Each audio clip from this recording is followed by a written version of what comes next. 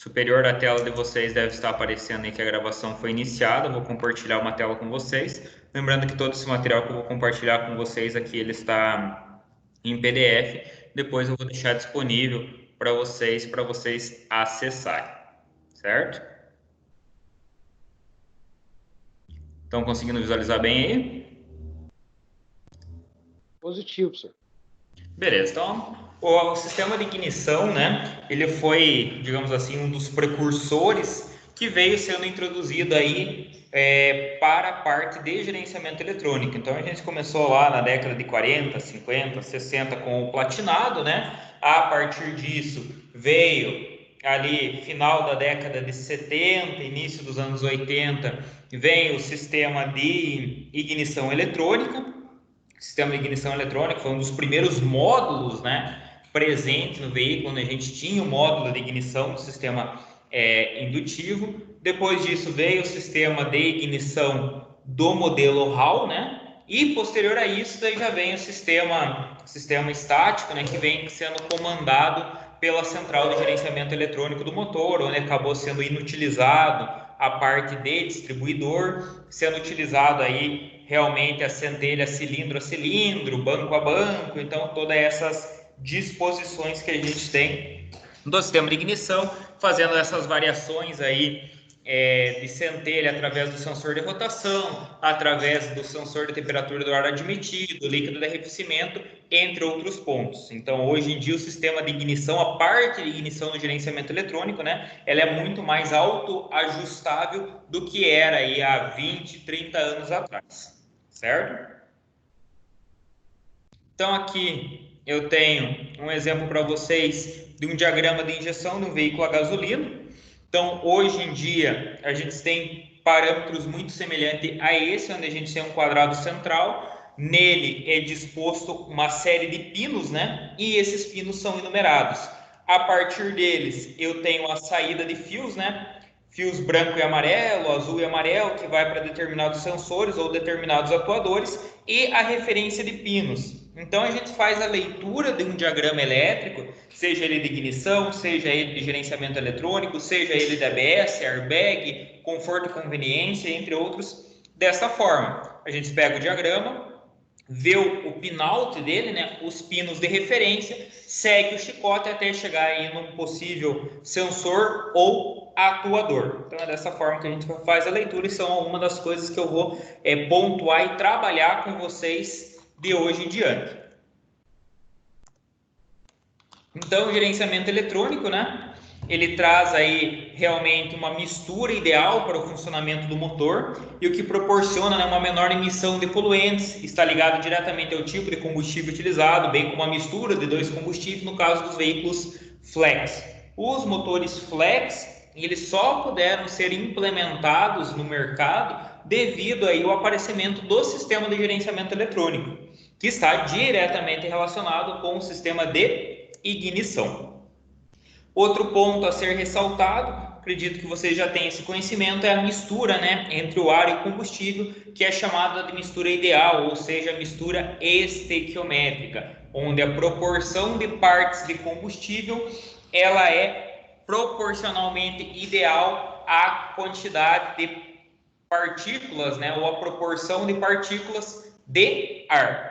O sistema de gerenciamento eletrônico do motor trabalha para manter essa mistura sempre estequiométrica, então sempre o mais perto do ideal, fazendo com que o motor tenha um bom desenvolvimento, certo? Então eu tenho uma potência adequada, tenho um consumo de combustível adequado, uma baixa emissão de gases poluentes, então eu consigo juntar, entre aspas, né, o melhor de todos os mundos. Baixa emissão de gases poluentes, alto rendimento de potência do veículo e também aí baixo consumo de combustível, que são os três pontos principais aonde gira, né, o funcionamento do veículo.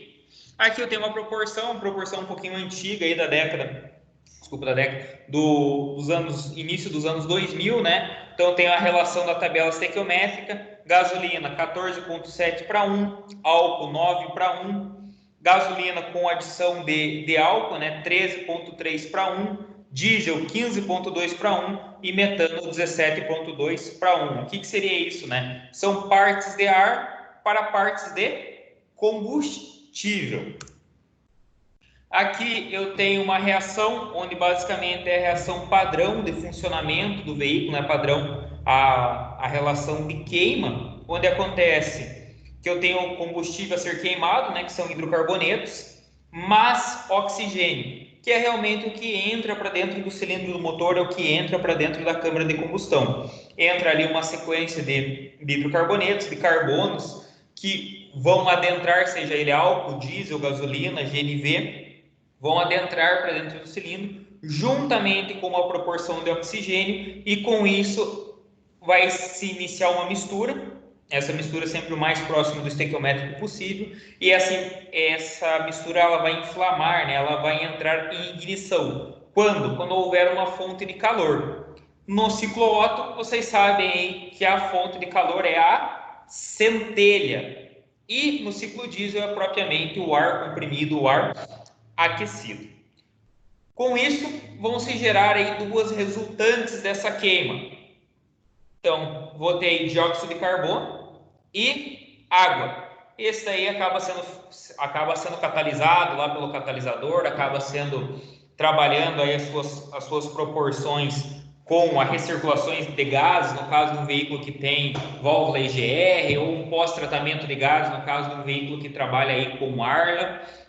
Então, esse dióxido de carbono aí, ele acaba sendo trabalhado da melhor forma possível para que, mesmo com a mistura estequiométrica, a proporção dele que é emitido para o meio ambiente seja reduzida consideravelmente, certo? Então, é isso que a gente tem. Claro que outra resultante dessa equação aí, né, seria realmente a expansão dos gases, né, a fonte de energia. Então, para sabermos se uma mistura é ideal, basta dividir a quantidade dessa mistura aspirada pela quantidade de mistura necessária para que tenha uma relação ideal estequiométrica. Essa relação é conhecida como fator lambda, que é o que a gente tem lá na sonda de oxigênio, na sonda lambda. Mas isso aí é para uma outra aula. Lambda igual a 1, mistura estequiométrica ideal. Lambda menor do que 1, mistura rica, mais combustível e menos ar. Lambda maior que 1, mistura pobre, mais ar e menos combustível. Os principais gases produzidos pela combustão, né? Vapor de água, dióxido de carbono, monóxido de carbono, hidrocarbonetos sólidos, óxido de nitrogênio, hidrogênio, metânio, óxido de enxofre e oxigênio. Por que eu ainda assim consigo emitir oxigênio? Porque muitas vezes essa mistura não consegue chegar no 100% estequiométrico e parte do combustível não é queimado durante a ignição do cilindro. Aquelas wideband da Fueltech é uma sonda lambda, professor? Exatamente, José Luiz. O que é essa wideband, né? A wideband, ela nada mais é que um display, certo? Ela é um display que é conectado no sensor de oxigênio, na sonda lambda. E ele é utilizado para fazer o ajuste da mistura. Ou seja, ora você coloca mais ar, ora você coloca mais combustível. Você conseguindo fazer um ajuste em todas as faixas de rotação e potência do veículo. Por isso que o pessoal fala, o carro está gordo de baixa, mas está magro de alta. O que acontece? Então, numa menor rotação, você tem que parametrizar, né, a central de gerenciamento eletrônico, ou trabalhar um pouquinho na parte de giclagem do carburador, reduzindo a quantia de combustível que será passado para o veículo em marcha lenta ou em baixas rotações. Conforme aumenta a rotação, aumenta a pressão, no caso de um veículo aspirado, de ar admitido, ou no caso de um veículo turbo alimentado ou sobrealimentado, com supercharger, blower, entre outros, né? A quantidade de ar que é empurrado, digamos assim, é pressurizado para dentro do cilindro. Se aumenta a proporção de ar, aumenta-se a proporção de combustível, sempre tentando manter o mais próximo possível do valor 1. Tanto que é perceptível naqueles displays, né, José Luiz, que ele fica 0,87, 0,90, 1. Daí ele fica com um pouco 1,1, 1,2, 1,3. Daqui a pouco ele cai de novo conforme o funcionamento do motor. E daí, pela injeção, daí o cara faz essa regulagem, né? Exatamente, daí pela injeção ele consegue ajustar pulso do eletroinjetor, né? O eletroinjetor pulsar mais em baixa ou mais em alta, tanto que quando não tinha toda essa tecnologia que existe hoje nas centrais de gerenciamento eletrônico programável, né? Que querendo ou não é algo original do veículo, mas é uma, digamos assim, uma prática que vem crescendo consideravelmente no mercado nacional, né? Então é algo que de certa forma a gente tem que abordar também. Essas centrais programáveis, onde você tem toda aquela programação que seria feita pelo fabricante, né? Através de módulos de controle, através de programação realmente, ele é feito com alguns dígitos de forma mais, digamos assim, intuitiva, mais fácil, sem você precisar ter o conhecimento de programação, e daí é feito esses ajustes. Quando a gente fala há 5 anos atrás, 6 anos atrás, onde você trabalhava com injeções que tinham menos portas de entrada e menos portas de saída, isso é válido também para as injeções convencionais, né?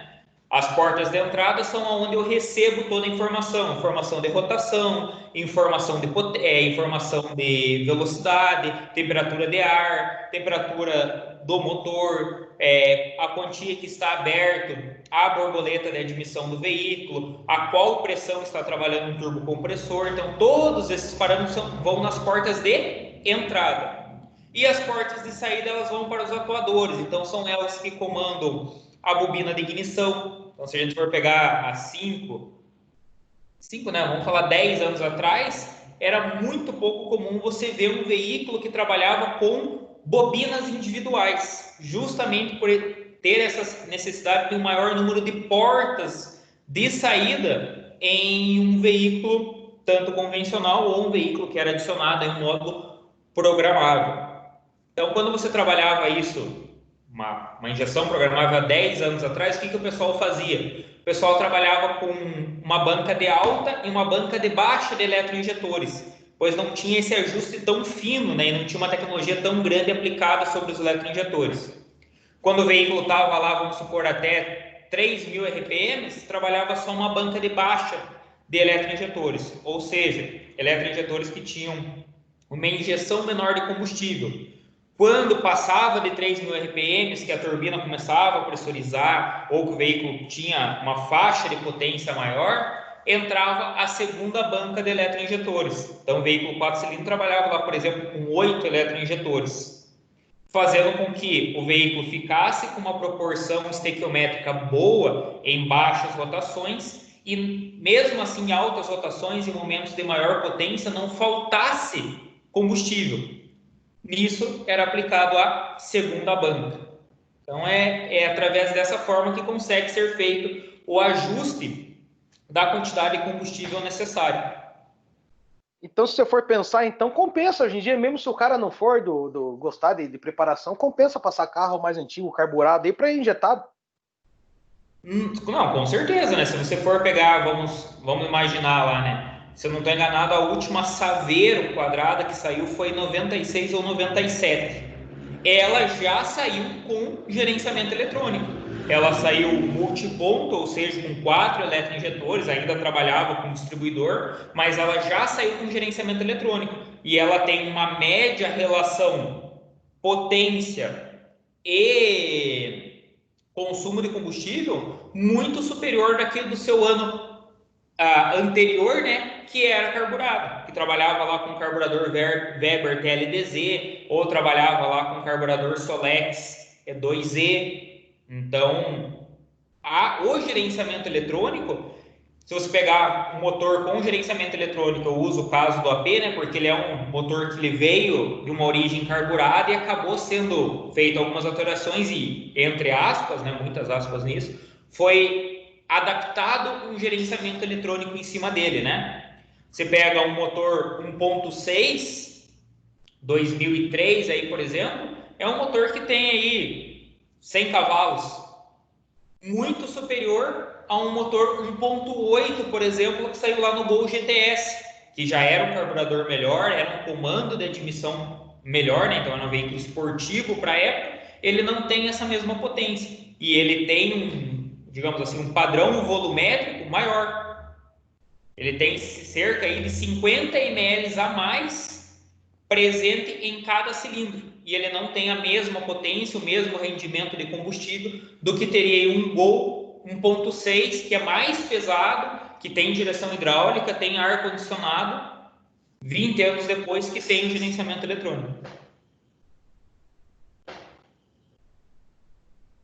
Certo? Então, o gerenciamento eletrônico realmente ele diminui consideravelmente o consumo de combustível e tem um aumento considerável da potência do veículo, mesmo que seja com o módulo original, tudo certinho.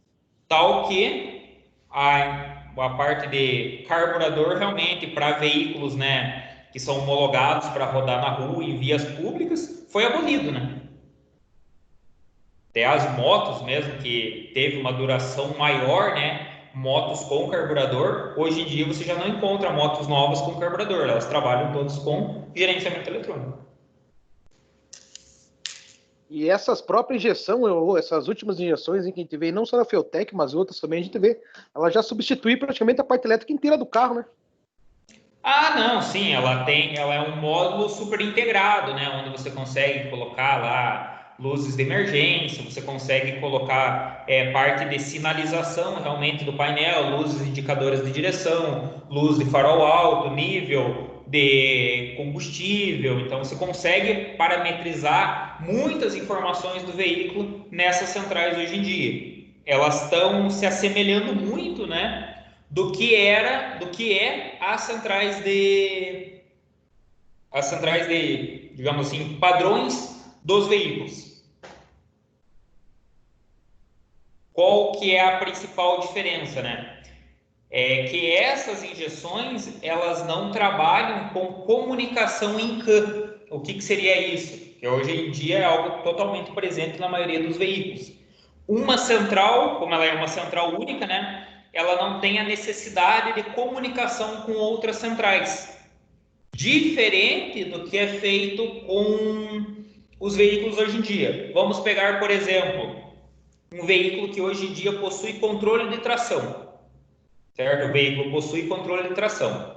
Então, o veículo, por mais que você tenha uma acelerada brusca ou você esteja aí num terreno de menor aderência, o veículo não tende a patinar ou quando ele patina é muito pouco. O que acontece? Eu tenho a central de gerenciamento eletrônico do veículo.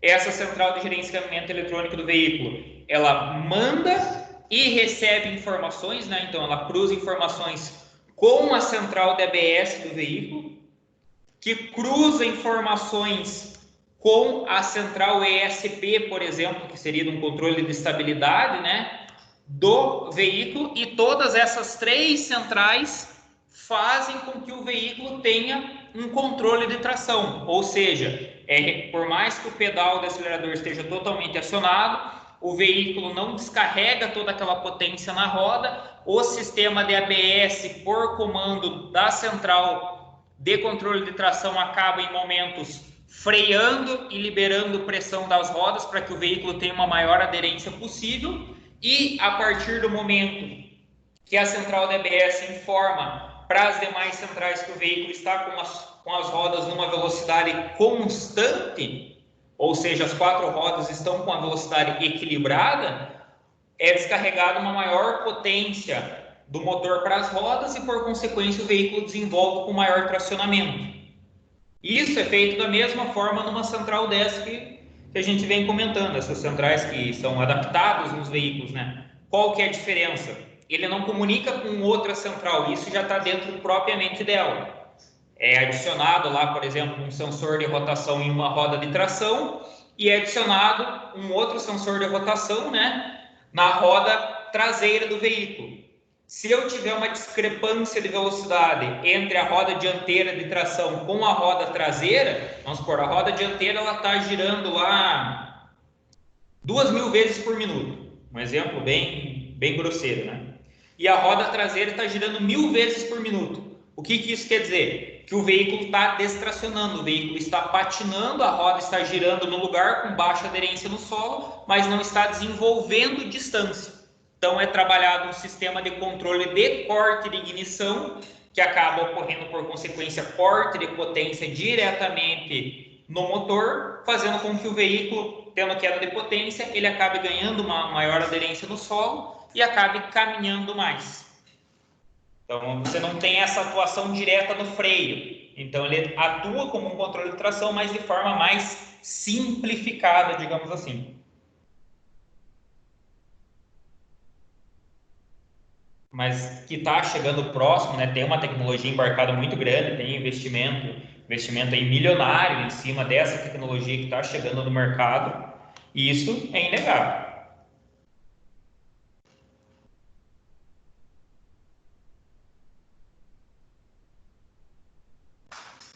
Estamos escutando aí, pessoal? Positivo, senhor. Positivo, mais alguma dúvida? Algum Não, comentário? obrigado. Estamos aqui para isso. Tá, é isso que eu quero dar aula de vocês. Quero que vocês perguntem, que vocês retirem as dúvidas de vocês e seja tão interativo quanto uma aula presencial.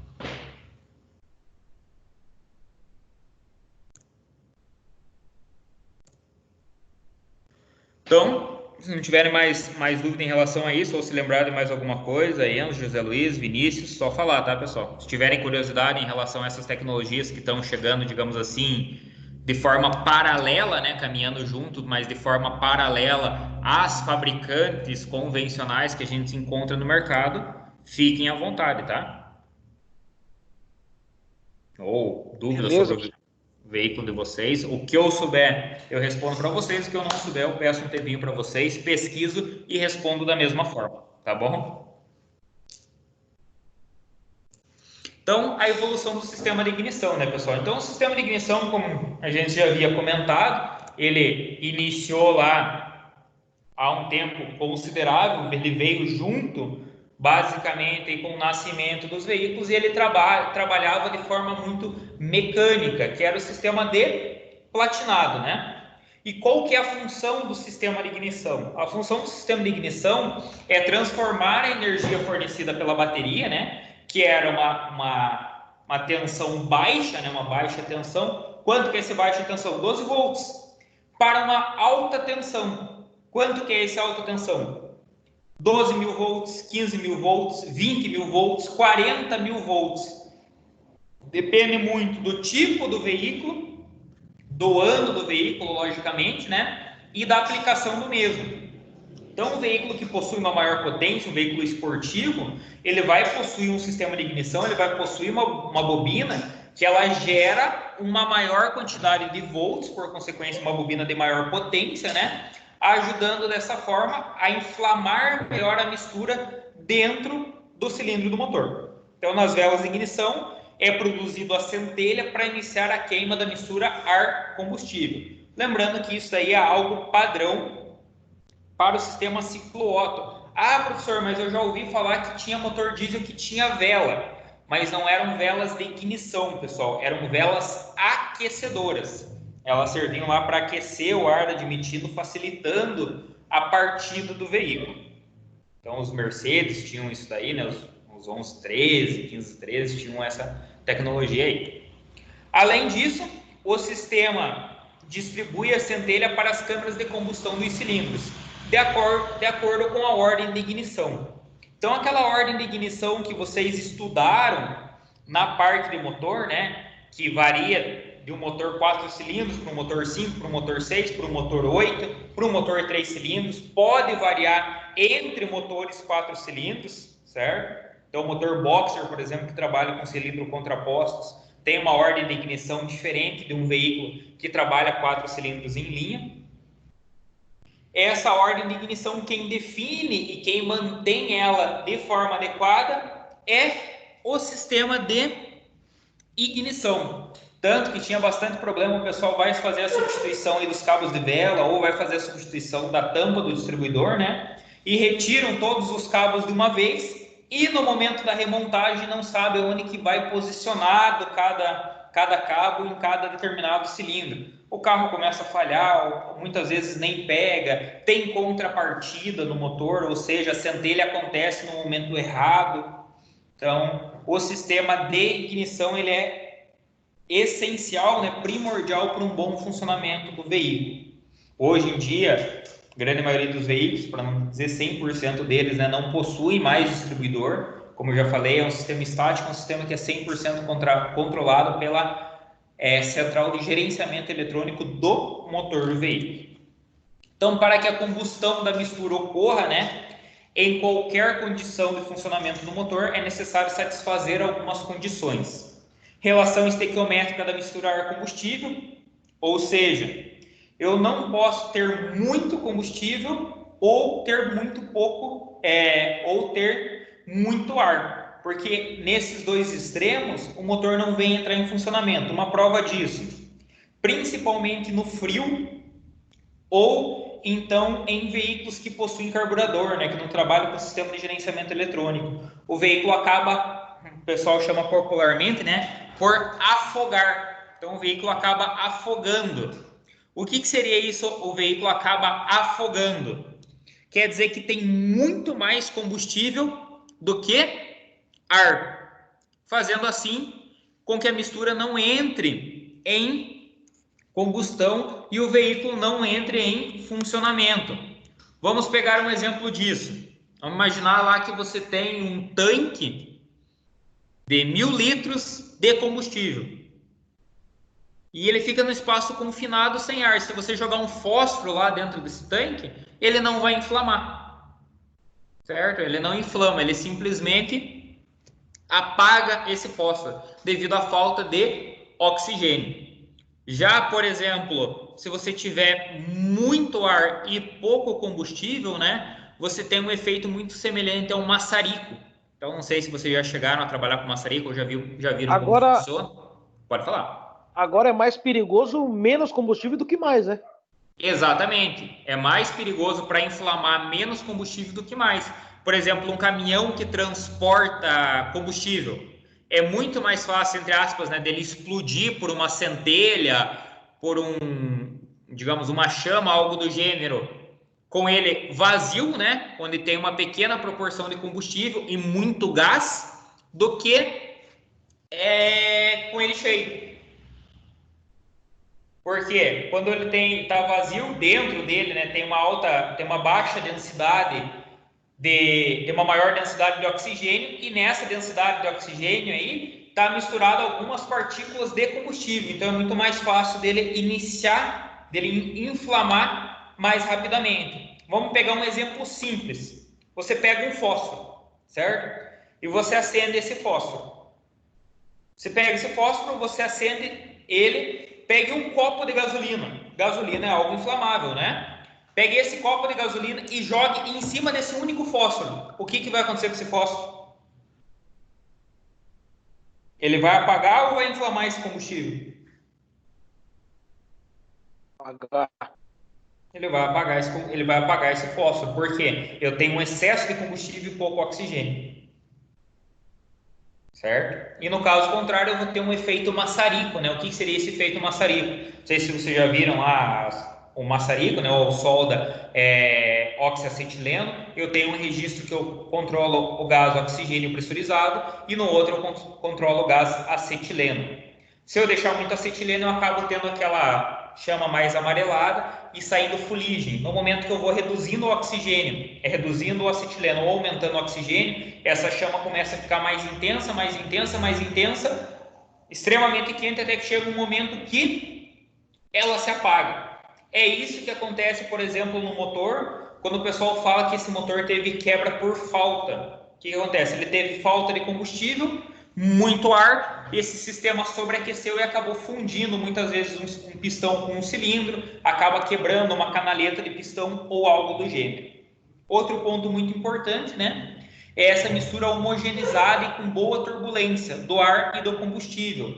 Toda essa mistura acontece aonde? No coletor de admissão. Então, o coletor de admissão ele é imprescindível que ele seja bem desenhado, que ele seja bem elaborado, com o comprimento adequado para que tenha um bom funcionamento, para que eu tenha uma boa homogeneização e quando ocorrer o início dessa queima de combustível dada pela centelha, ela aconteça de forma mais homogênea possível.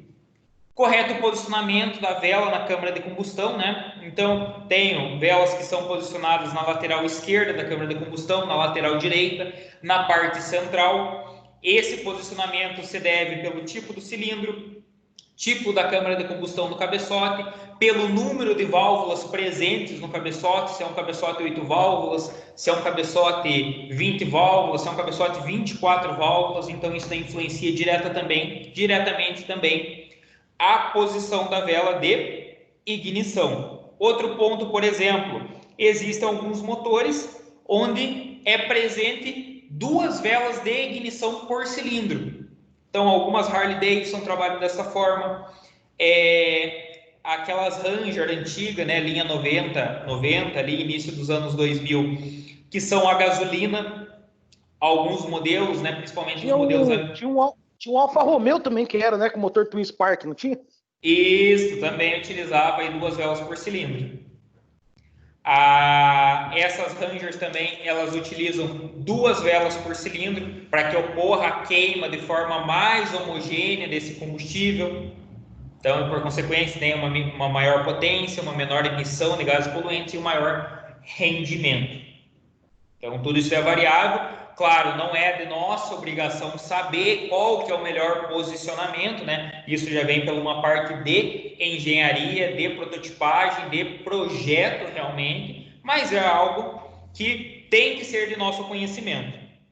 Controle de duração da centelha. Então, ele deve garantir que uma combustão para uma mistura rica, pobre ou em partidas a frio. Então, o que seria essa duração da centelha? A centelha ela ocorre durante meio segundo, ela ocorre durante 1 segundo, ela ocorre durante 1 segundo e meio. Então, tudo isso é influenciado muitas vezes pela rotação do motor. Então, quanto maior a rotação do motor, menor é o tempo que essa centelha fica ocorrendo. Por questões aí na parte do veículo que tem gerenciamento eletrônico, estado, o combustível que está sendo utilizado, no caso, vamos pegar lá um Siena Tetra Full, né? Está sendo utilizado gasolina pura, gasolina com aditivo de álcool, se está sendo utilizado GNV ou se está realmente sendo utilizado o etanol. Então, essa duração da centelha, ela varia para esses 4 tipos de combustível.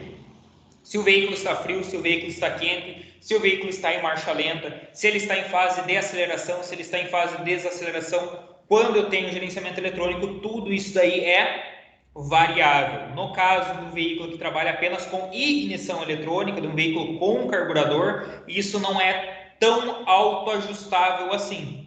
Ele acaba sendo algo um pouquinho mais fixo, né? Ocorre algumas variações, só que essas variações não são tão expressivas quanto em um sistema que é controlado por gerenciamento eletrônico. Então, o sistema de ignição, né, ele deve controlar o momento exato da centelha a fim de evitar a detonação do motor, que a gente conhece lá por batida de pino, né? Aproveitar a potência desse motor, gerenciar o consumo de combustível e diminuir a emissão de gases poluentes. Então, se a gente pegar lá o caso, por exemplo, do Fusca, né? O Fusca, ele teve lá a época quando ele surgiu, onde ele trabalhava com platinado, e até aí, quando ele ainda era motor boxer, né? Ele terminou os seus anos com gerenciamento eletrônico. Então, você tem uma diferença até que, digamos assim, perceptível de potência em relação ao Fusca com platinado para um Fusca com ignição eletrônica. Então, você tem essa diferença.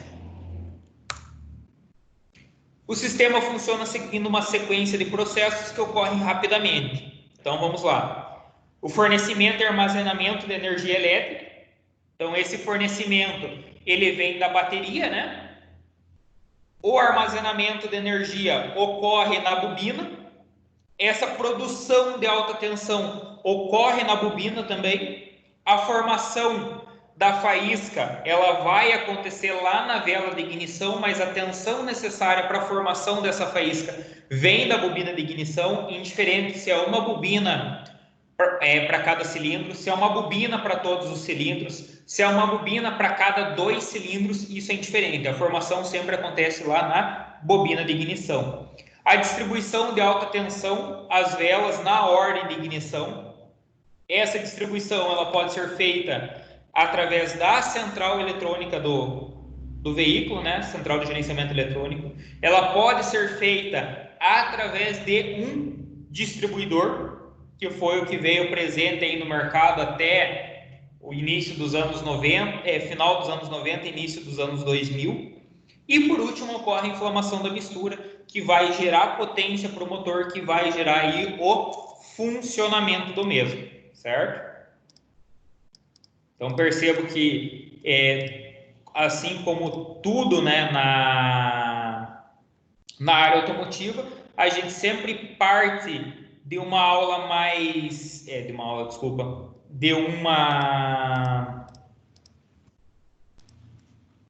de uma prática mais mecânica, seguindo para uma prática mais eletrônica realmente. Então, são processos aí totalmente diferentes, certo?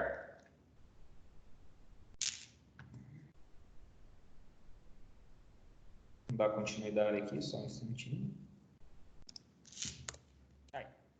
Atualmente, a grande maioria dos veículos, né, utiliza um sistema de ignição eletrônica controlado por gerenciamento eletrônico, porém, até alguns anos atrás, os veículos usavam o sistema de ignição convencional ou sistema platinado. O que é esse sistema platinado? Até quando que ele ficou? Ele ficou basicamente até 40 anos atrás.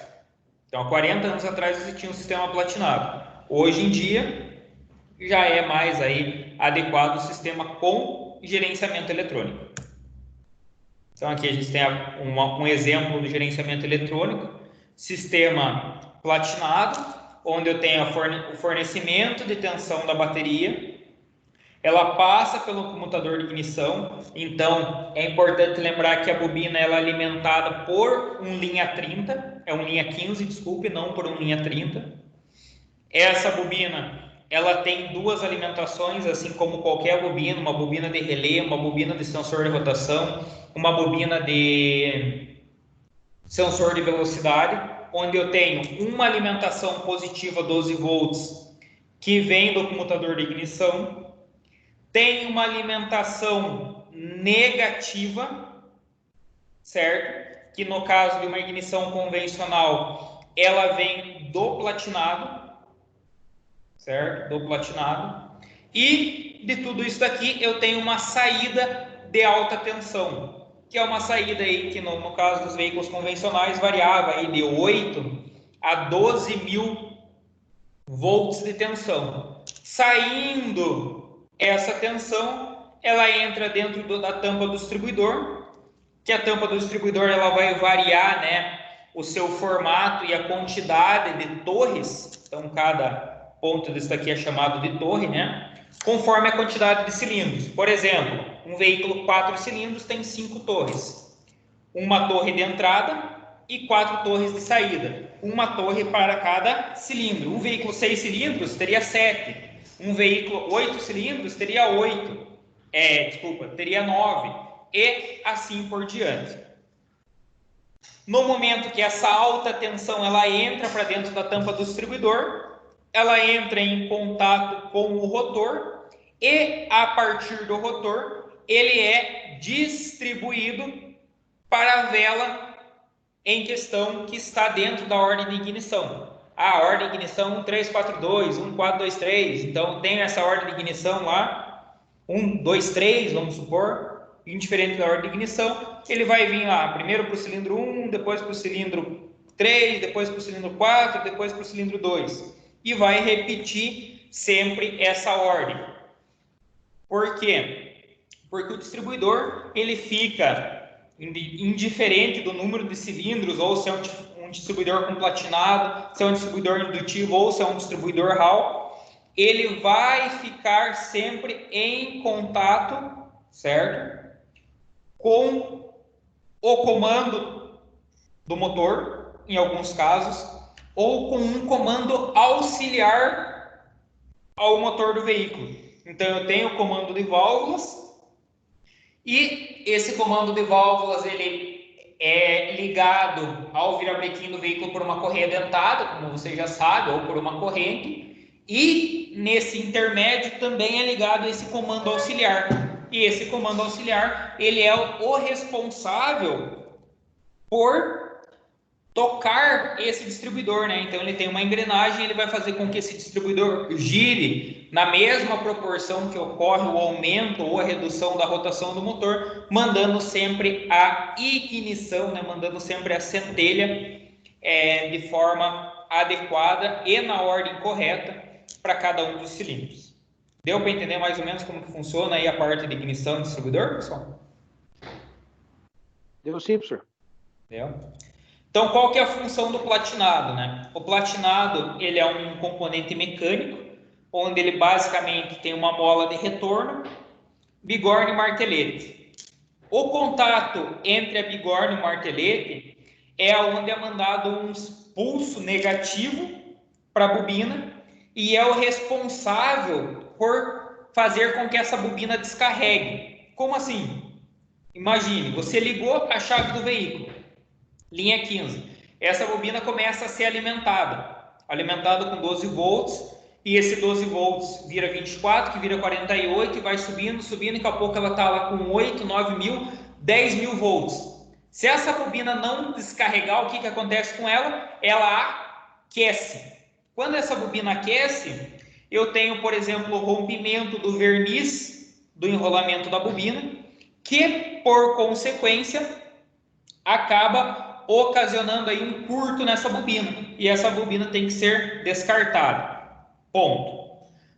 Mas no funcionamento adequado, né, essa bobina ela tem que descarregar. Quando que ela vai descarregar? No momento que o platinado encostar a bigorna e o martelete junto e mandar um sinal negativo para a bobina. Ele mandou esse sinal negativo para a bobina descarrega através do seu secundário e manda atenção para as velas de ignição. Então, a função do platinado é fechar esse contato negativo e fazer com que a bobina descarregue, certo?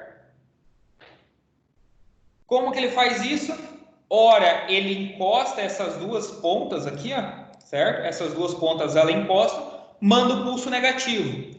No momento que o excêntrico vira, então perceba que aqui ele é um pouquinho, ele é quase que um quadradinho, só que é desquinado as pontas. No momento que essa ponta entra em contato novamente com essa região do platinado, ele afasta. Quando ele afasta, é o momento que a bobina carrega. Fechou o contato de novo, a bobina descarrega. Afastou, a bobina carrega. Entrou o contato, a bobina descarrega.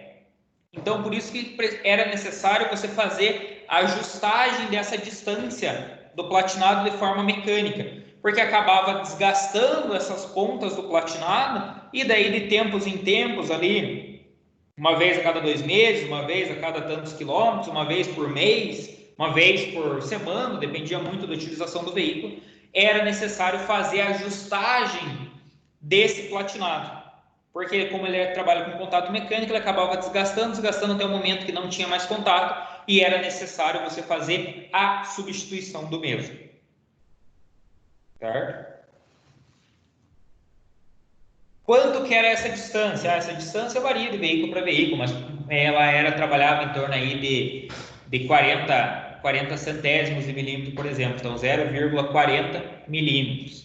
O pessoal brincava bastante na época, né? Não tinha-se a prática, né, de utilizar um calibre de lâminas, por exemplo, que é onde eu consigo constatar uma distância correta entre pontas, né, de qualquer sistema, sejam entre pontas de anéis de compressão, anéis de vedação, qualquer coisa que você vá medir uma folga de válvula, por exemplo, né, você faz com a utilização de um calibre de lâminas.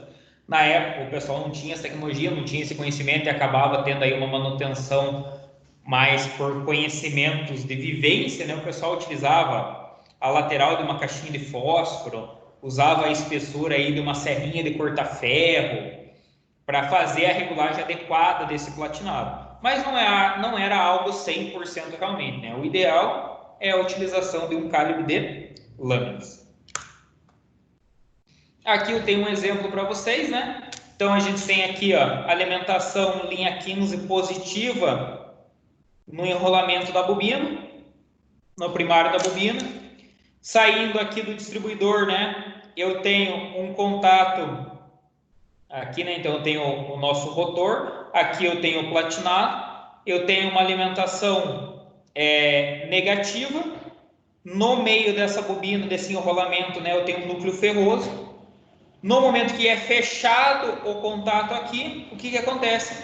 É descarregado através do secundário uma alta potência, mandado para o distribuidor, e o rotor é o responsável por mandar a ignição de forma correta a todos os cilindros. Outro componente também que é bem primordial é o capacitor, né? Ou condensador. Se vocês olharem, ele está posicionado aqui, ó. E se vocês olharem nessa imagem, ele está posicionado aqui. Qual que é a função do condensador? Ele é ligado em paralelo com o platinado, certo?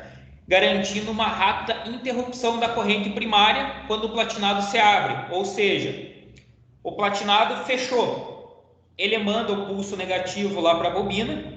O excêntrico girou, ele começa a abrir. Só que como eu tenho um arco voltaico, né, eu tenho um arco elétrico, esse arco pode fazer com que o platinado fique grudado e a bobina só fique descarregando e não venha carregar novamente, fazendo com que a centelha no próximo cilindro seja muito fraca e o carro venha a falhar. Sua função, então, é absorver essa energia proveniente da força contra, né? Ou seja, eu acabo tendo um retorno nessa linha quando a bobina é descarregada, evitando a formação do arco elétrico nos contatos do platinado, aumentando assim a durabilidade do platinado e também melhorando consideravelmente o funcionamento do mesmo.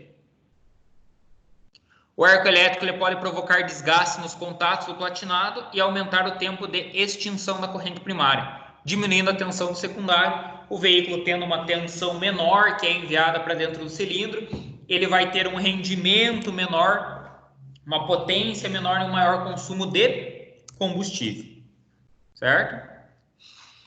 A centelha formada nas velas quando a tensão do secundário atinge um valor de ruptura da rigidez dielétrica da mistura ar-combustível, ou seja, eu preciso de uma tensão mínima para que a centelha seja formada dentro do cilindro. Se essa centelha não for formada dentro do cilindro, não ocorre a combustão e, por consequência, eu não tenho ali a queima do combustível e o veículo acaba falhando o cilindro. Então, preciso dessa tensão mínima para vencer a resistência dielétrica do ar e formar ali um arco elétrico entre o eletrodo positivo e negativo da vela, fazendo com que se inicie a combustão dentro do cilindro. Então, esse valor mínimo de tensão é primordial. Quanto maior for esse valor, mais fácil vai ser rompido, né, essa resistência dielétrica do ar dentro do cilindro e mais fácil vai ser iniciar a queima de combustível dentro do cilindro. Estão entendendo, pessoal? Sim, professor. Beleza.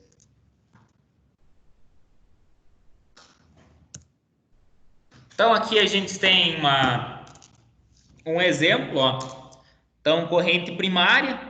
Veja lá que no primário eu trabalho com uma tensão ali em torno de 3 amperes e uma tensão baixa, né? Quanto que é essa tensão baixa? Eu trabalho com uma tensão de 12 volts. Já no secundário, eu trabalho aí com um pico de 15 kV, ou seja, 15.000 volts. E já trabalho aí com uma corrente muito menor, uma corrente na casa aí de miliampere, certo? Então, olha lá, vamos imaginar aqui, né? Ó. Então, aqui eu tenho um tempo de 30 milissegundos, platinado fechado. Quando o platinado está fechado, o que acontece? A bobina está carregando. Ela vai carregando, o platinado abriu. Então, olha aqui. a bobina carregou durante mais ou menos aí 12 milissegundos, o platinado abriu. No momento que o platinado abre, veja a tensão vem em 0, 0, 0, 0, 0, 0, 0, 0, abriu o platinado, então ele fechou o contato e abriu, né?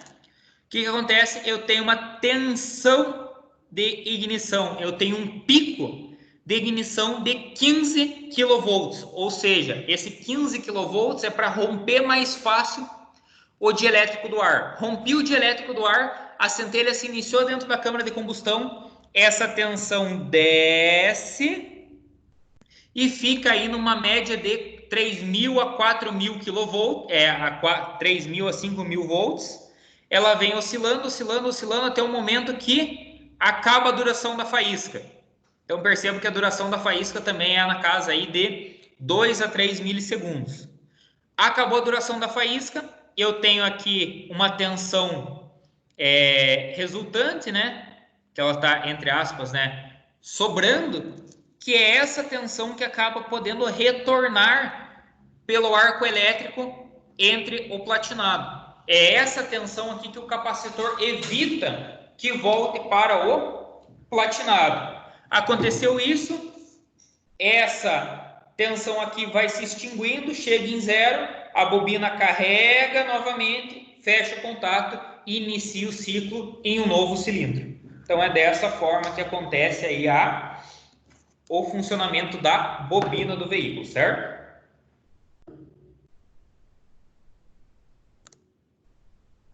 Então, para a gente saber a tensão, por exemplo, que uma bobina gera, né? A tensão de saída, a tensão do secundário, seria a tensão do primário, em média 12 volts, número de espiras do secundário pelo número de espiras do primário. Isso lá vai gerar uma fórmula que seria VS igual a VP vezes NS sobre NP, que vai gerar lá a tensão de saída, a tensão do secundário, que hoje em dia a gente já trabalha aí na casa de praticamente 40 kV. Então veja que é algo extremamente expressivo. Por isso, quando você leva lá um choque de um cabo de vela que está tendo fuga de corrente ou alguma coisa do gênero, é aquele choque que acaba amortecendo o braço, ele acaba dando aquele tranco forte no corpo, né? Porém, o perigo de vir a entrar em óbito é pequeno devido à baixa corrente que esse sistema trabalha. Certo? Aqui são alguns pontos que não vem a gente comentar. Aí uma diferença para vocês terem uma noção, né? Olha lá a duração da faísca, em torno aí de 1,5 milissegundos a 1000 RPMs. Percebam que o pico de tensão é de 15 kV. Então, tive um pico de 15 kV, que dura em torno aí de 30 microsegundos. Depois desse pico, eu acabo tendo aqui uma tensão restante, digamos assim, né? Que ela vai acabar reduzindo até o momento que acaba a duração da faísca. Então eu tenho o pico e vou trabalhar ali na casa dos 1.200, 2.000 kV até o momento que se extingue essa faísca. No caso, quando esse mesmo motor ele está a 5.000 RPMs, percebam que a duração da faísca é menor, então ela diminui basicamente 3 vezes. Ela vai trabalhar em torno da casa, 2 vezes, desculpa, vai trabalhar na casa aí de 7 milissegundos. O pico de tensão já não é mais de 15, o pico de tensão já cai para 10 kV, por quê? Porque a bobina fica menos tempo carregando devido ao aumento de velocidade, então ela descarrega mais vezes por minuto, né? E eu trabalho com uma tensão mais alta, então veja lá, eu tenho um pico de 10 kV, esse pico cai, vai para 5 kV e vem se mantendo ali em torno de 3 kV até o momento que a faísca se extingue, certo? Qual que é a diferença? Essa mistura aqui, ela está com uma turbulência muito maior dentro do cilindro, porque ela entrou muito mais rápido, porque ela está com um volume maior, tem uma maior quantidade de combustível, então ocorre uma turbulência muito maior dentro do sistema. fazendo com que a faísca também ocorra dessa forma. Lembrando sempre, né, que esses distribuidores, eles trabalham com avanço de ignição. O que seria o avanço de ignição, né? É a ignição acontecer antes ou depois do PMS. Eu já vou chegar nesse ponto com vocês. Deu para entender um pouquinho, pessoal, dessa relação de pico de tensão, o momento que ocorre, o momento que não ocorre? Positivo, professor. Beleza. Então, a distribuição da centelha na ordem de ignição correta, no momento exato, né, realizado pelo rotor. Então, aqui à esquerda eu tenho o rotor e pela tampa do distribuidor, certo? Existem N modelos, existe, no caso do Fusca, tampa alta, tampa baixa, tampa que é para platinado, tampa que é para sistema indutivo, tampa que é para com sistema Hall. Existem aí diferentes materiais, diferentes fabricantes, então varia bastante aí o sistema. Aqui eu tenho uma imagem de um distribuidor para vocês, né? Uma bobina de ignição. Então percebam aí que essa bobina de ignição, ela é uma bobina de ignição que ela gera em torno de 12 kV, certo? Então ela traz o limite dela. E na bobina de ignição eu tenho, né, alimentação primária, então primário, e saída secundária da bobina. E eu consigo testar para ver se essa bobina está em boas condições. Ah, como que eu vou fazer esse teste, professor? Eu faço esse teste medindo a tensão de saída? Não, você não vai fazer esse teste porque é arriscado, você está trabalhando com uma alta tensão. Você desliga todo o sistema e testa continuidade, você testa resistência desse enrolamento. Então, o primário, ele tem que ter um valor padrão de resistência, o secundário tem que ter um valor padrão de resistência, primário isolado e secundário isolado tem que ter um valor padrão de resistência. Caso ele não tenha esse valor de resistência ou não tenha continuidade entre alguns dos elementos, acaba que essa bobina está rompida ou essa bobina está em curto dentro do sistema e é uma bobina que tem que ser substituída. Qual que é o problema? Muitas vezes o pessoal não tem conhecimento desses testes extremamente simples, que você pode fazer com um multímetro de R$50 e acabam sofrendo. O que acontece? Pelo conhecimento prático, por anos de experiência, o pessoal acaba fazendo a substituição de forma intuitiva, mas não sim através de um diagnóstico.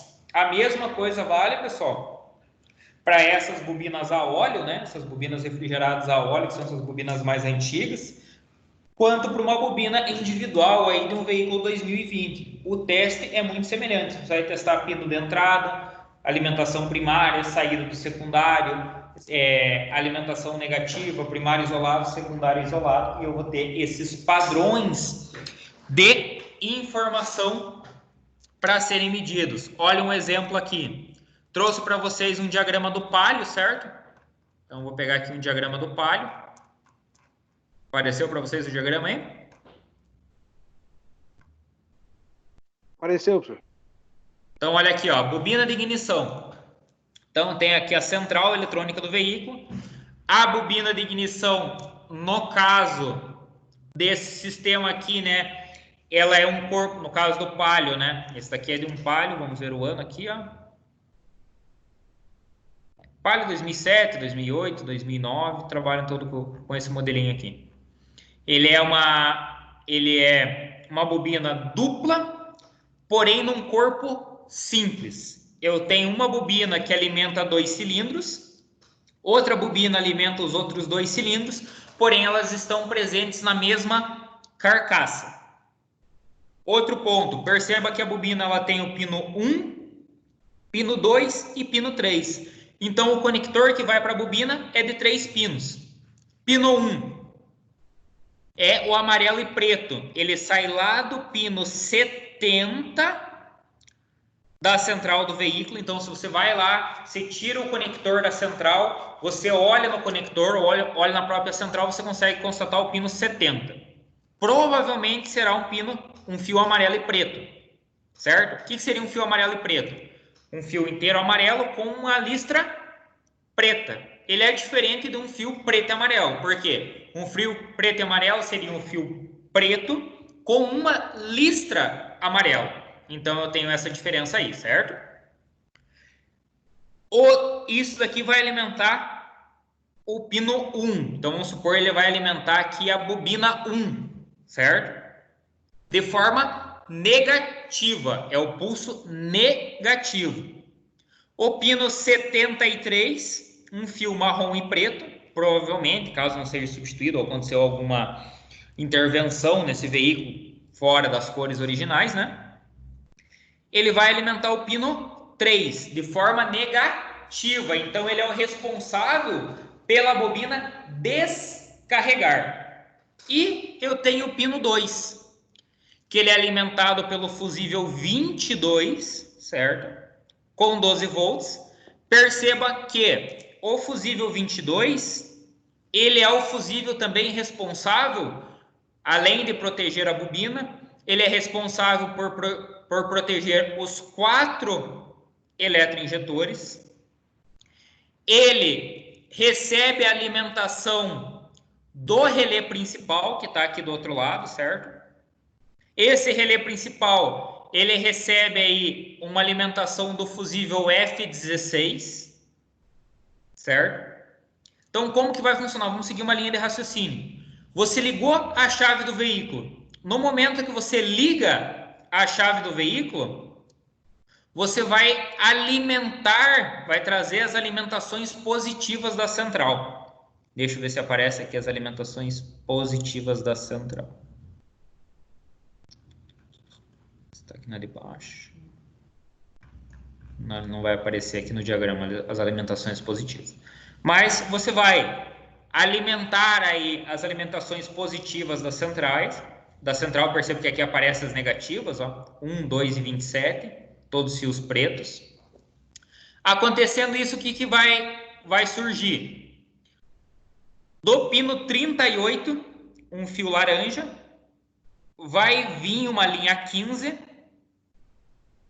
para o fusível 16.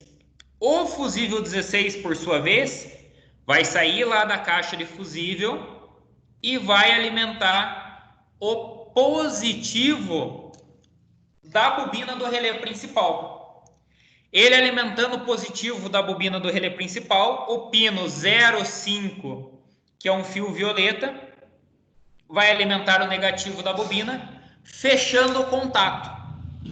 O pino 30 do relé principal, ele é alimentado por um positivo direto da bateria 12 volts, certo?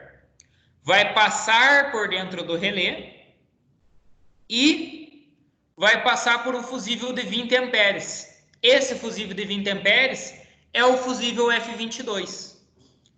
Do fusível F22, lá na caixa de fusível, vai sair uma fiação que é a fiação responsável por alimentar o positivo da bobina de ignição, o positivo dos eletroinjetores do 1 ao 4.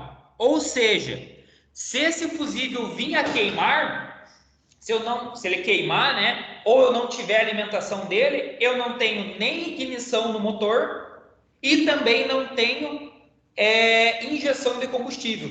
Então veja que é um fusível essencial. Se o fusível F16 queimar, eu também não vou ter nenhum desses componentes, porque eu não vou ter o atracamento do relé T09.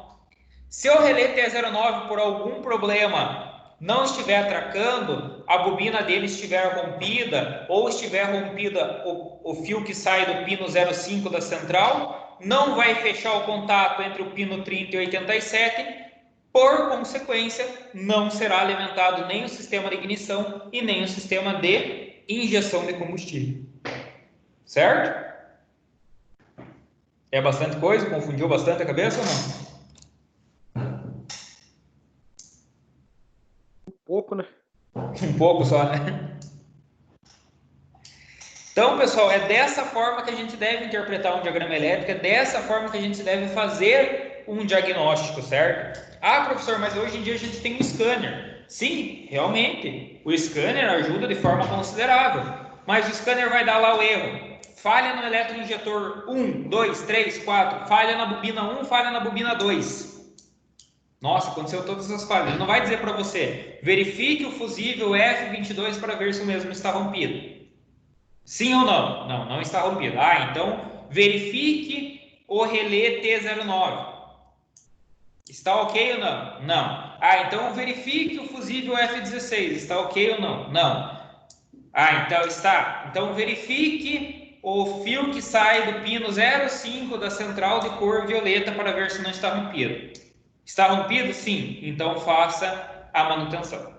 Certo? Então ele não vai trazer essa trajetória para você. Ele vai dizer qual é o problema. Ah, o problema é que os eletroinjetores não estão funcionando em a bobina de ignição. Mas você, como técnico, você, como a pessoa responsável por fazer o diagnóstico, você tem que fazer a leitura do diagrama e, por consequência, identificar o problema, por que esses componentes não estão funcionando. E isso você faz através de uma caneta de polaridade, você faz isso através de um osciloscópio, você faz isso através de um multímetro e, claro, com certeza, com o conhecimento agregado que os senhores têm.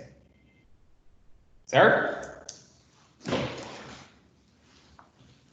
Mas vamos lá, qual que seria um teste, por exemplo, que eu faria nessa bobina? Vamos supor que tudo isso está ok, o fusível F22 está alimentando, eu tenho alimentação negativa tanto no pino 1 quanto no pino 3 dessa bobina. Eu vou ver o que está acontecendo. Beleza, eu vou lá na bobina.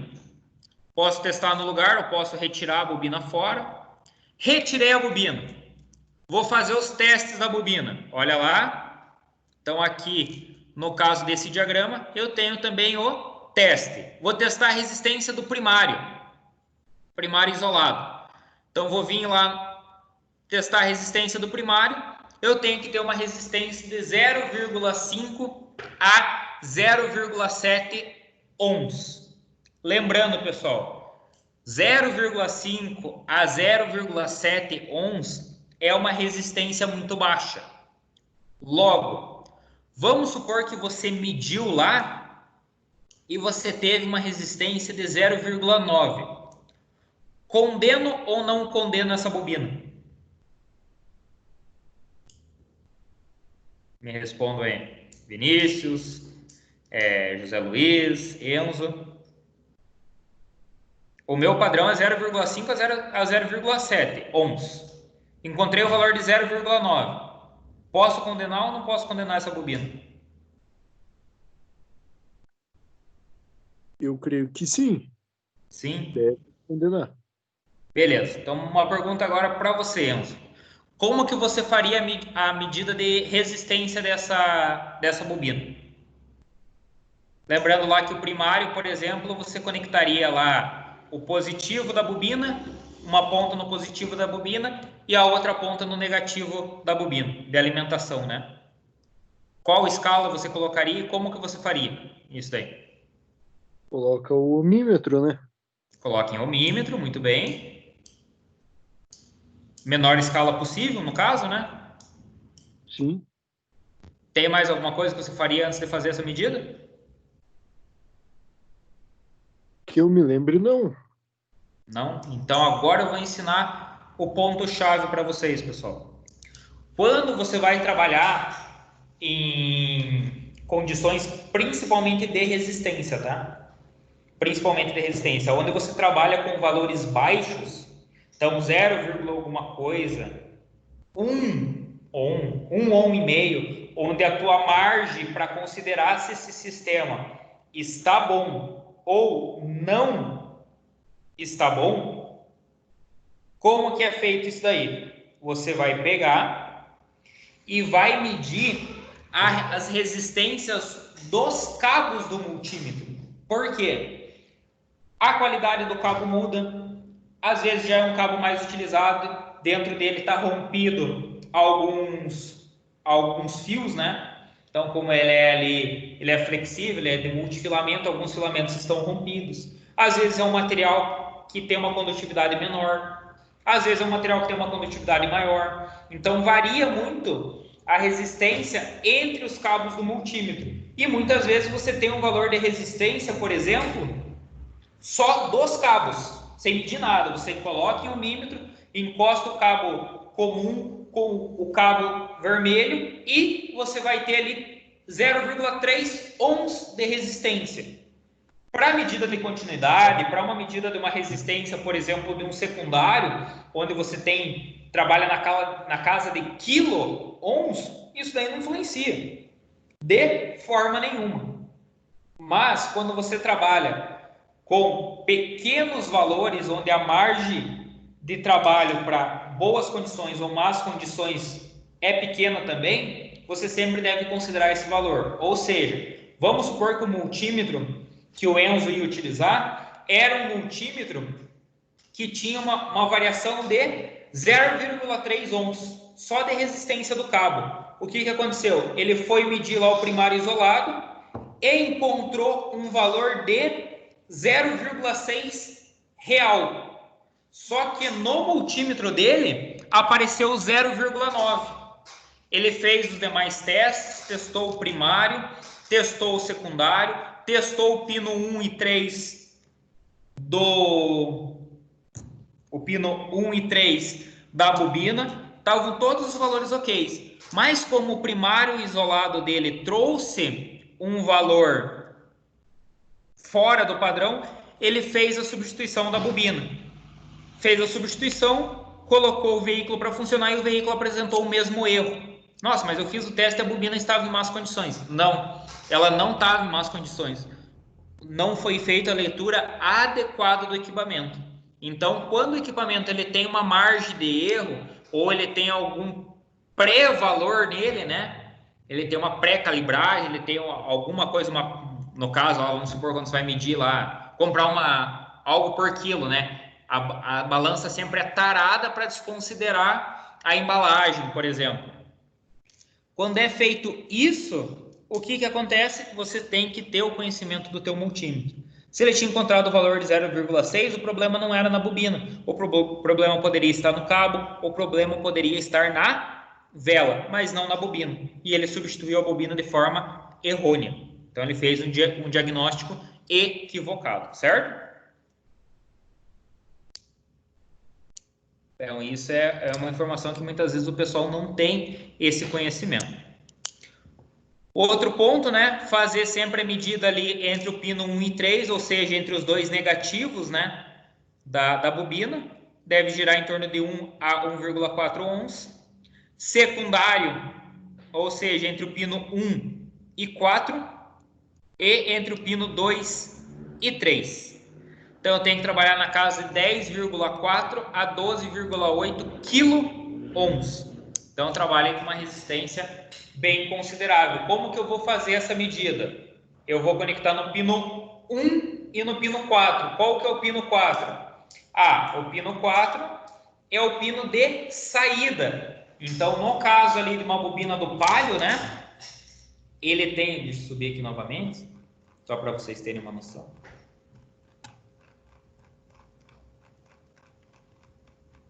Ele tem aqui, né, os dois pinos negativos e ele tem as saídas aqui, ó.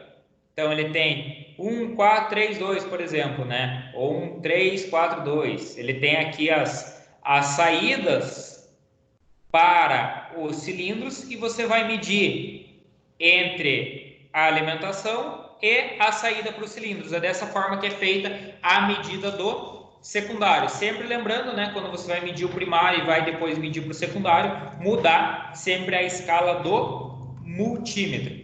Professor, esse valor varia de bobina para bobina? Sim, esse valor pode variar de bobina para bobina.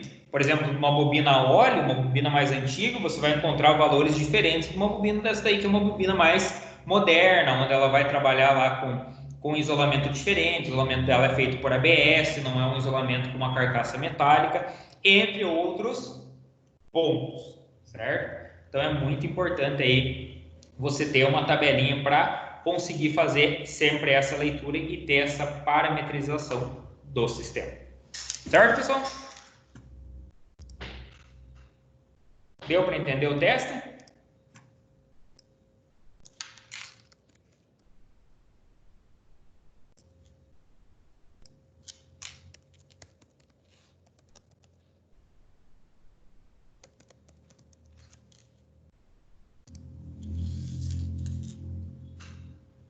Eu vou deixar depois um vídeo disponível para vocês, pessoal, para vocês verem como que é feito esse teste da bobina de ignição, tá? Para vocês assistirem posterior à nossa aula. Então, dá uma continuidade. Então, aqui, ó, por exemplo, um sisteminha onde eu tenho, percebam aqui, ó, 3 pinos. Então, a bobina do palio é muito semelhante a esta aqui, ó. Tenho 3 pinos, 2 negativos e 1 positivo. E tenho 2 bobinas, só que em um corpo único. Desse lado aqui eu tenho uma bobina e desse lado aqui eu tenho outra bobina. Qual que é a questão aqui, pessoal? É um sisteminha que trabalha, por exemplo, por centelha perdida. O que seria essa centelha perdida? Uma centelha aproveitada e a outra acaba sendo efetivada em um tempo fora. Qual que seria esse tempo fora? Muitas vezes é o tempo de exaustão. O que acontece? Eu tenho uma alimentação positiva para ambas as bobinas, beleza? Então as bobinas sempre carregam juntas.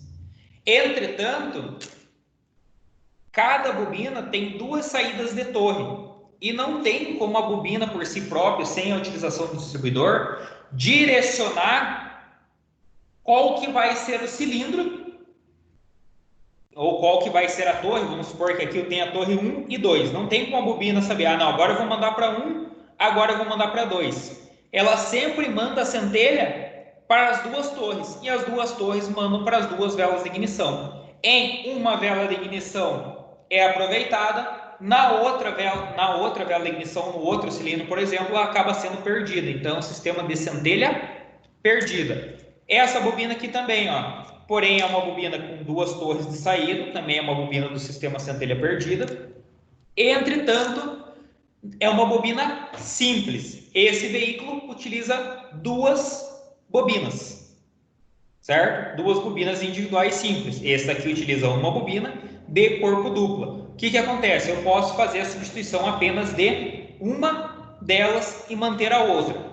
Qual que é o problema? Pode ser feito isso, mas a grande maioria dos manuais desses veículos, quando eles trazem bobinas individuais, por exemplo, ou quando ele traz esse sisteminha aí de bobina, o que acontece? Quando eu tenho uma bobina para cada 2 cilindros, quando acaba dando defeito em uma dessas bobinas, o ideal é que seja feita a substituição da outra também, ou no caso da bobina por cilindro, seja feita a substituição das 4, das 5, das 6 bobinas, por exemplo.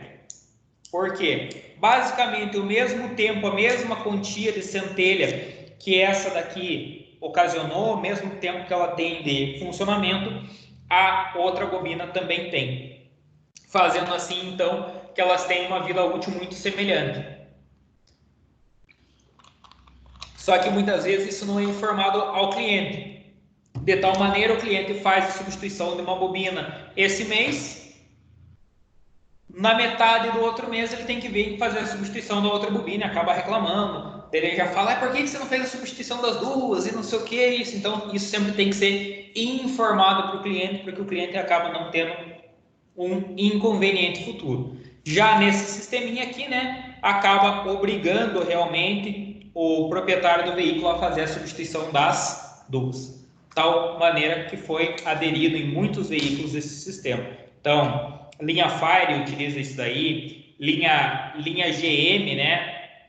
Fase 2, então, os motores VHC ali, né? Utilizam esse sistema, então, Corsa, Celta, Prisma utilizam esse sistema, Classic, Montana, se não estou enganado, todas essas aí utilizam esse sisteminha de bobina também. Aqui eu tenho um modelinho de bobina individual por cilindro, né? Onde a bobina acaba substituindo o próprio cabo de vela, então eu não tenho cabo de vela e a bobina acaba entrando em contato direto com a vela. Bem comum isso daí em motores, onde existe o duplo comando de válvulas, né? Tem um comando para admissão e um comando para o escape, motores aí 16, 20, 24 válvulas. É bem comum você ter essa disposição aí de bobinas individuais por cilindro. Exemplo, os Audis, a Audi A3, lá 1.8 turbo, né, 24 válvulas tem esse sisteminha. Os Golfs têm esse sistema. Os Jetas são esses sistemas. Gol G5 tem esse sistema G5, G6, G7, os novos polos, todos esses daí trabalham com esse tipo de sistema de bobina diretamente com o cabo acoplado nela, né? Então ela substitui o cabo, ela já vai montada diretamente sobre a vela de ignição. Existem alguns modelos de bobina também, pessoal. Por exemplo, aqui eu trouxe uma tabelinha da NGK para vocês acompanharem, que é esse modelinho aqui, ó, por exemplo. Deixa eu dar um zoom maior para vocês visualizarem.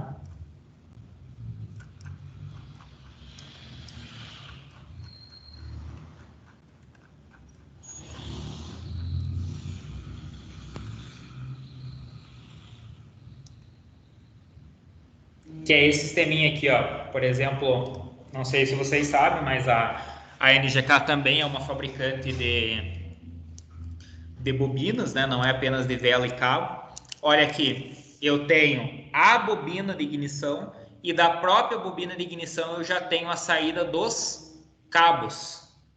Então, os cabos de vela são acoplados e fixos à bobina de ignição. Não tem como você fazer a substituição da bobina sem fazer a substituição do cabo.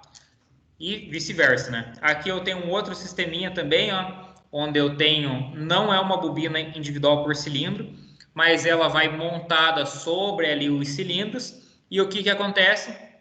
Essa bobina, né, ela compartilha a centelha dela com outro cilindro, e essa daqui compartilha com outro cilindro também. Só que dele é uma carcaça rígida, mais comprida. Então aí modelinho U604 e o 6036 são os dois modelos que a gente tem aí. Beleza? Alguma dúvida até aqui, pessoal? Não. Não, tranquilo. Deixa eu ver que horas são para a gente não extrapolar muito aí. A hora que vocês estiverem mais cansados, e avisa, tá, pessoal? Eu não aguento mais escutar.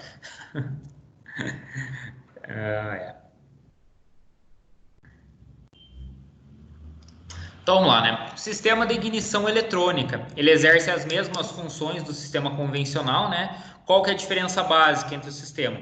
É que o sistema eletrônico, ele acaba extinguindo os contatos mecânicos, seria o contato do platinado, né? E substitui por um gerador de impulsos indutivos, que elimina o problema dos desgastes, contatos e regulagem do platinado, que é o sistema indutivo. Então aqui a gente tem um modelinho, né? Onde eu tenho aqui os 4 indutores, tenho alimentação para esses indutores, então hora eu tenho alimentação, hora eu tenho saída, e aqui no meio eu tenho um rotor. Então geralmente o gerador de impulsos indutivos se localiza no distribuidor, sendo o rotor emissor de pulsos no eixo distribuidor, que é esse modelinho que eu mostrei aqui para vocês. O campo magnético é alterado periodicamente com o rotor em movimento, gerando uma forma de onda. Olha lá, então tem uma onda quase que senoidal, né? Então percebo que eu tenho essa variação, essa onda aqui eu consigo verificar ela normalmente com um osciloscópio. Então com o osciloscópio acaba sendo aí expressivo essa onda, certo? E cada pico dessa onda aqui basicamente é o que equivale a uma centelha, que é quando que ocorre isso? No momento que eu tenho um alinhamento dessas garras do rotor, certo?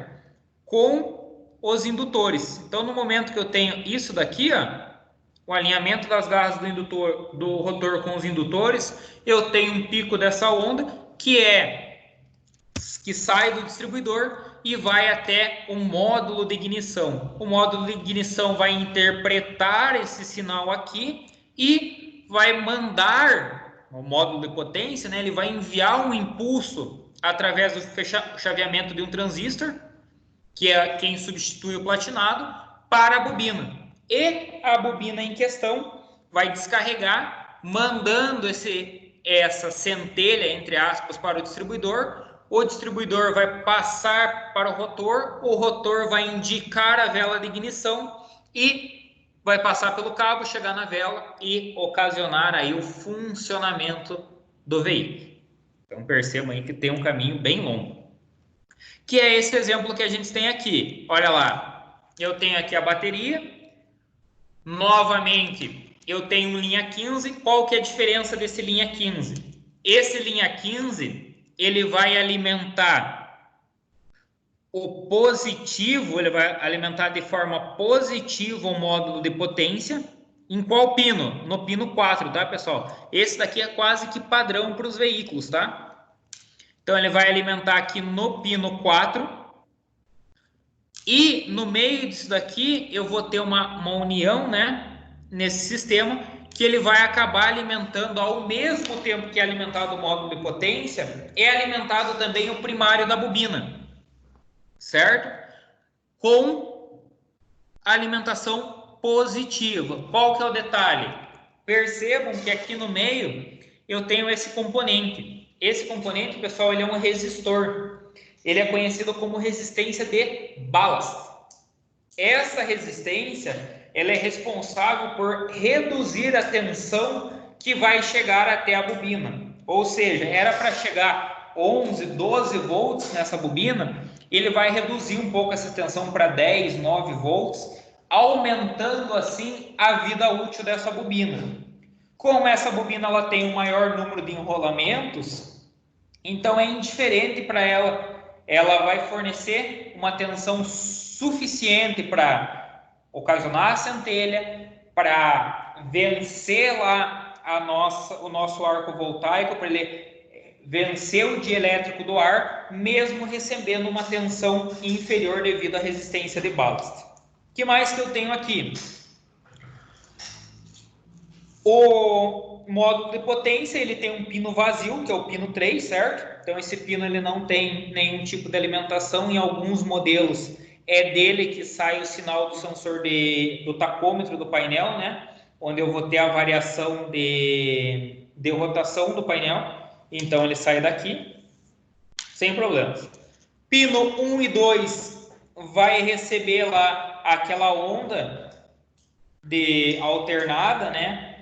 Que o gerador ali, o impulsor gera, então ele vai receber o sinal que vem do distribuidor e vai interpretar ali dentro do módulo esse sinal e através disso ele vai mandar um pulso negativo para o negativo da bobina, para o pino 1 da bobina, fazendo com que a bobina descarregue e mande através do seu secundário uma alta tensão para a tampa do distribuidor que passa pelo rotor e vá para as velas de ignição.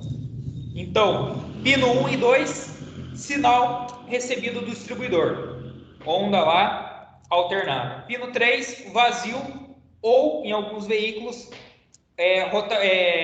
rotação do motor que vai passar lá para o painel de instrumento. Pino 4, alimentação positivo, linha 15.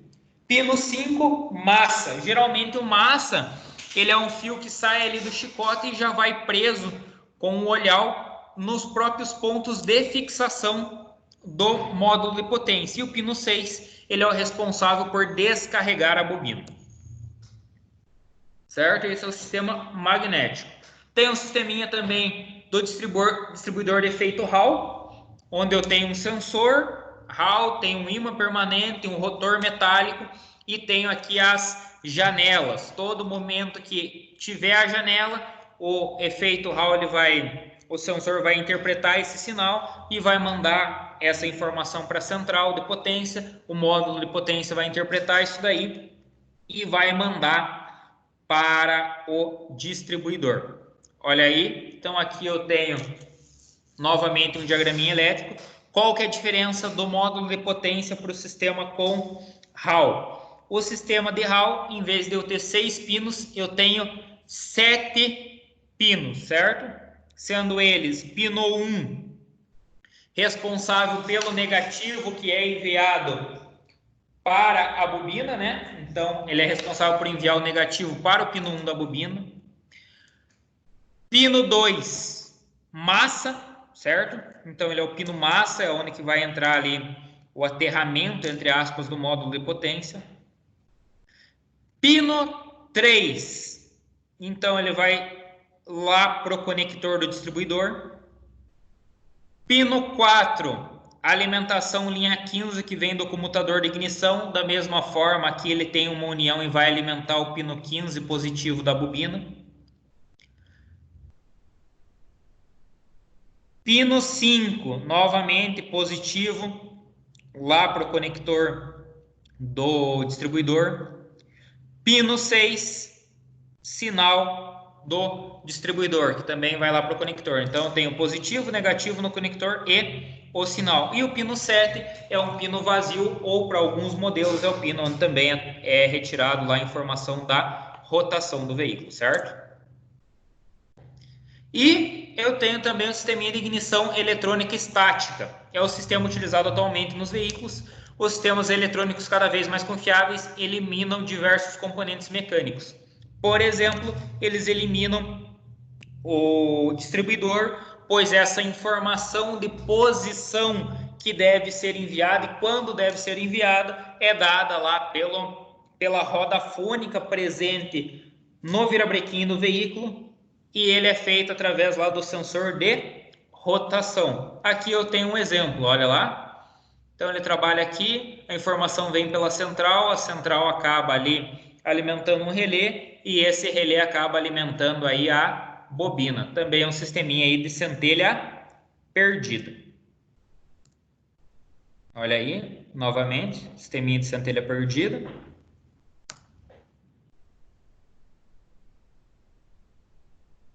Certo, pessoal? Alguma dúvida?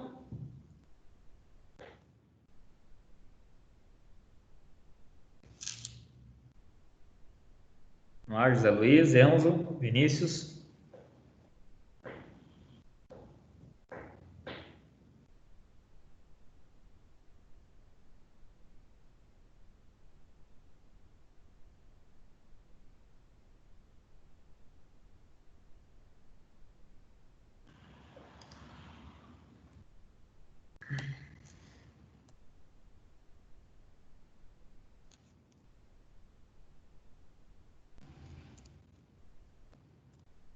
Então, pessoal, basicamente o sistema de ignição ele funciona desta forma. Daí tem mais a parte de diagnóstico sobre velas de ignição, né? Parte de velas de ignição, diagnóstico de bobina, a gente já falou um pouquinho, a parte de chicote. Isso eu vou deixar para a gente falar na nossa próxima aula, certo? Então, eu vou falar aí da parte das velas de ignição na nossa próxima aula, como é feita a análise, como é feito os testes, e também já vou falar um pouquinho sobre a parte de gerenciamento eletrônico do motor.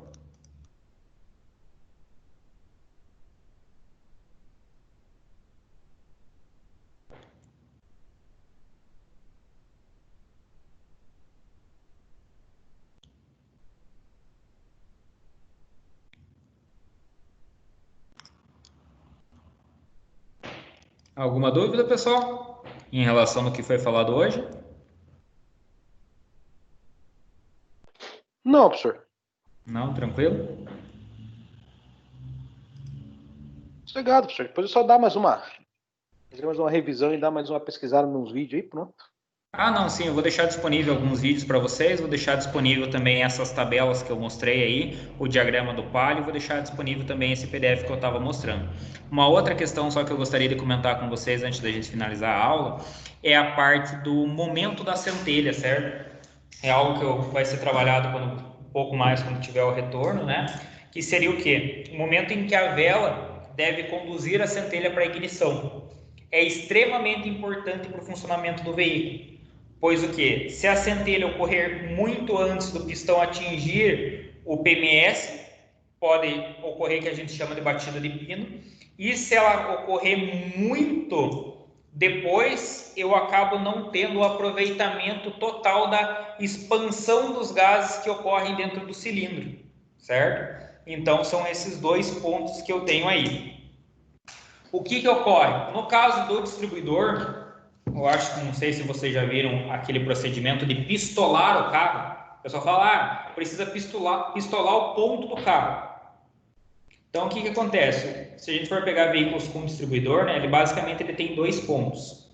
O ponto de sincronismo, realmente, onde você vai sincronizar lá as válvulas, os cabeçotes, o comando de válvulas, juntamente com a posição dos pistões das bielas do virabrequim. Então, você posiciona comando de válvula sincronizado com o virabrequim do veículo. Esse é o primeiro sincronismo que você tem, que é um sincronismo mecânico.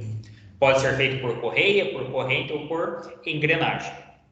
No caso desse outro ponto que a gente está falando, que é o que é ajustado quando é pistolado o veículo, seria o ponto do distribuidor. Então, não sei se vocês já ouviram o processo de tem que avançar o ponto, tem que atrasar o ponto. O que acontece?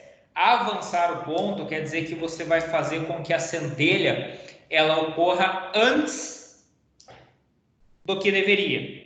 E atrasar o ponto é que a centelha vai acontecer depois do que deveria. E isso é feito em graus. Mas o que é a influência desses graus? É os graus de rotação, justamente quantos graus você vai rotacionar ali o distribuidor, mas não somente isso. Também é os graus em relação ao deslocamento do pistão. Então imaginem lá, né, que o pistão ele vai ter um deslocamento de PMS, de PMI, né, para PMS de o virabrequim em questão, né, ele vai ter um deslocamento de 180 graus, que seria o deslocamento de subida, né, 360 seria uma volta, 2 tempos, 720 os 4 tempos do motor. Então a gente vai utilizar um tempo, 180 graus. Eu vou adiantar o ponto 20 graus. O que isso significa? Vamos imaginar que o ponto padrão, né? Mas claro que isso não existe. O ponto padrão seria 180, ou seja, o pistão desceu, ele subiu, a hora que ele chegou exatamente no PMS, ocorre a centelha. Isso, digamos assim, seria o ponto zero.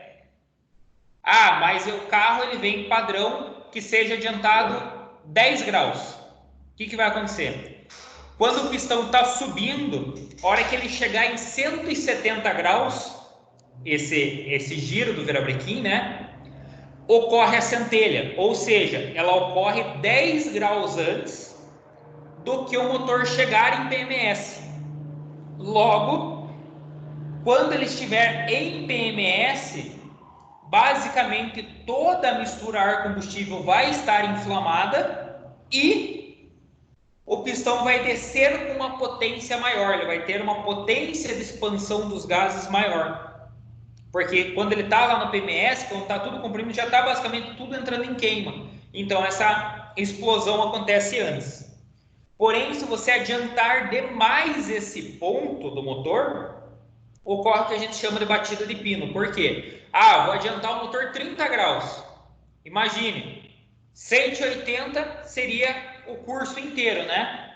30 graus, você está adiantando basicamente 1/6 disso daí. Então, o pistão está um pouco, vamos dividir em 6 partes, né? Ele está um pouco a mais da metade do curso de subida e os gases já estão se expandindo. Então, o motor não chega, o pistão nem chega em PMS e ele já inicia a descida novamente, pensando dessa forma. Então, eu tenho uma batida de pino, eu tenho uma contrapressão muito grande dessa subida do pistão. Então, por isso que ocorre a batida de pino. E quando eu atraso muito o ponto, o que acontece? Eu estou passando desse ponto zero. Passando desse ponto zero, quer dizer que o pistão está em PMS, ele vai subir no tempo de compressão, vai passar do PMS, vai começar a descer, daí que vai se iniciar a ignição. E o pistão já está em descida, ou seja, toda aquela expansão dos gases não é mais tão aproveitada. Por quê? Porque a queima ela demora um determinado tempo para ocorrer e o pistão ele já está numa altura mais baixa, não sendo aproveitado tanto essa potência. Daí a gente tem alguns valores padrões, né? Por exemplo, o motor X, a gasolina, ele tem um ponto de 9 graus. O mesmo motor X a álcool, ele tem 11 graus. O outro motor Y, a álcool ele tem 18 graus, a gasolina ele tem 11 graus de avanço. E esses valores, né, é valor de partida. Por quê? Quando o veículo sofre uma aceleração, ou seja, quando o veículo está numa rotação superior, tem mais um processo que é chamado de avanço do distribuidor. O que acontece esse avanço do distribuidor? Ele tem ali um avanço centrífugo e tem um avanço a vácuo. Então, você já deve ter olhado na lateral do distribuidor, ele tem ali uma espécie de um chapéuzinho. Esse chapéuzinho sai uma tubulação que vai lá no coletor de admissão. Dentro desse chapéuzinho, né, que ele é uma membrana, essa membrana ela cria um vácuo. Esse vácuo acaba contraindo uma alavanca, acaba puxando uma alavanca, e essa alavanca trabalha dentro lá do distribuidor, avançando ainda mais o ponto. Então, tem veículos, por exemplo, que ele tem o avanço inicial de 9 graus, tem mais 10 graus de avanço a vácuo, então ele foi para 19 graus, e tem ainda mais, vamos supor, 15 graus de avanço centrífugo. Então, ele começou com 9, foi para 10, ele já foi para 19, com mais 15 ele foi para 29 graus. Então percebo que ele teve um avanço considerável. Se eu deixo esse ponto de partida, se eu deixo esse ponto inicial da centelha muito avançado, o que vai acontecer? Essa centelha vai acontecer muito cedo, de forma errônea. Vamos supor que eu deixo o inicial com 30 graus e com o centrífugo e o a vácuo ele avança mais 20. A ignição vai acontecer quando o pistão estiver subindo em 130 graus. Então ele passou um pouco mais da metade do seu curso e a ignição já começou dentro do cilindro. Nem deu tempo de toda a mistura ser totalmente comprimida. Eu acabo tendo uma contrapressão ao funcionamento desse sistema. Então eu tenho N questões. E se eu atraso muito esse ponto, muitas vezes a queima dessa mistura vai acontecer quando já está iniciando a queima total, né? Vai acontecer quando já está iniciando o tempo de escape.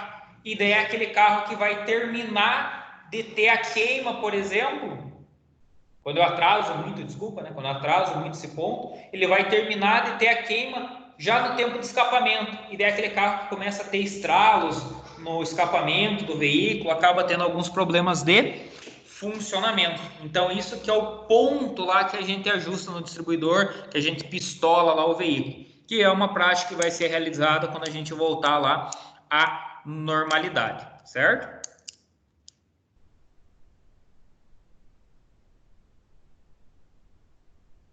Alguma dúvida, pessoal? Ou várias?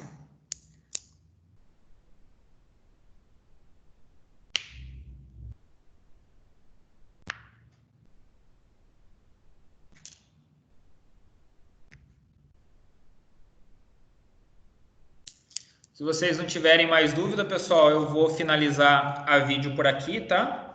Vou deixar esse material disponível para vocês, vou deixar mais um material de leitura disponível e daí já falo com vocês lá no WhatsApp, passando todo esse material e também vou disponibilizar a nossa vídeo lá no YouTube para quem não pôde assistir posteriormente. Tranquilo?